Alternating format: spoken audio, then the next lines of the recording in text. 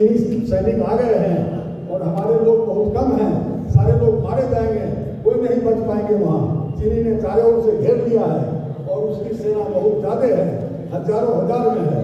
वो हेडक्वार्टर से वहाँ गया कि आप लोग बैक हो जाओ, पीछे हो जाओ, मत जाओ, मत लड़ो, छोड़ के आ जाओ। मेजर शैतान सिंह आया है, वर्णन आपने पढ़ा होगा।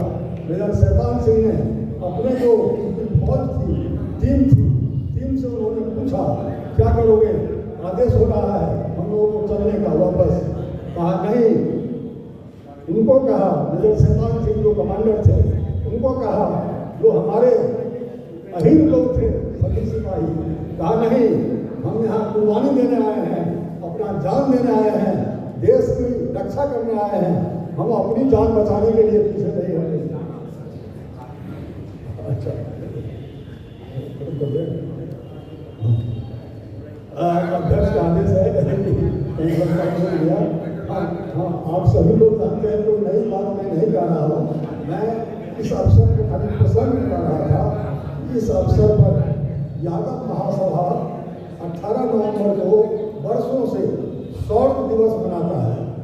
18 नवंबर को चीन की लड़ाई हुई थी त्रिशूल की घाटी पर, जिसे रजांगला चोटी कहता है, और वहाँ 120 में 114 अहीन शहीद हो गए थे।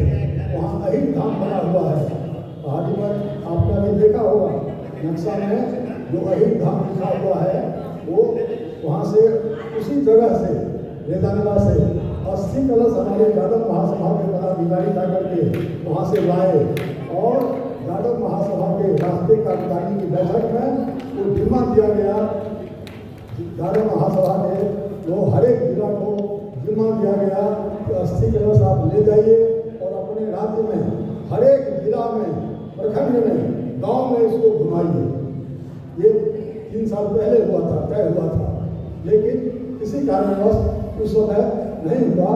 लेकिन बाद में आकर के पिछले साल निर्णय हुआ कि हम लोग रेदांगला रथ कलश यात्रा अब महासभा की ओर से शुरुआत करेंगे और इसको सभी जिला, देश के सभी जिला को कवर करेंगे, सभी राज्य को कवर करेंगे, और अंत में 18 नवंबर को शौर्य दिवस जो मनाया जाता है, उस दिन जंतर मंतर पर हमारा वो विशाल रैली होगा। इसमें देश भर से लाखों लोग आएंगे और भारत सरकार से मांग करेंगे कि सेना में अहीन रेजिमेंट बनाया जाए और हमारी शहादत को याद करते हैं। और इसी क्रम में बाद में महासभा के लोगों ने करना है तो छपरा में अप्रैल में 12-13 अप्रैल को वहाँ शताब्दी समारोह का आयोजन था। तो वहीं तय हुआ कि वहीं से रेदांगला की रथ यात्रा प्रारंभ किया जाए और उसे पूरे बिहार के सभी जिला होते हुए दूसरे राज्यों में सभी जिला को कवर करना है। उसी क्रम में ये कार्यक्रम हुआ और उसी में अंत में होकर के जंतर मंतर पर हुआ है।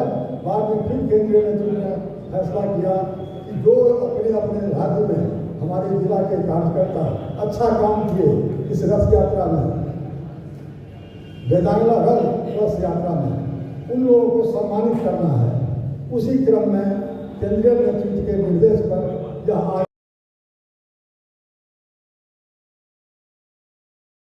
एकत्रित हो। डॉक्टर लाल बाबू यादव ने बहुत अच्छा बोला, छपरा के हमारे दुकान में अफसर है। हम सब अगर इकट्ठा होंगे तो उनके लिए ठीक। और डॉक्टर अम्बेडकर साहब को याद करना चाहते हैं, जो अभी वर्तमान हुकूमत है प्रदेश और देश में काबिज, और हम लोग करने वालों नेताओं और कार्यकर्ताओं को सम्मानित करने। क्या हाल है?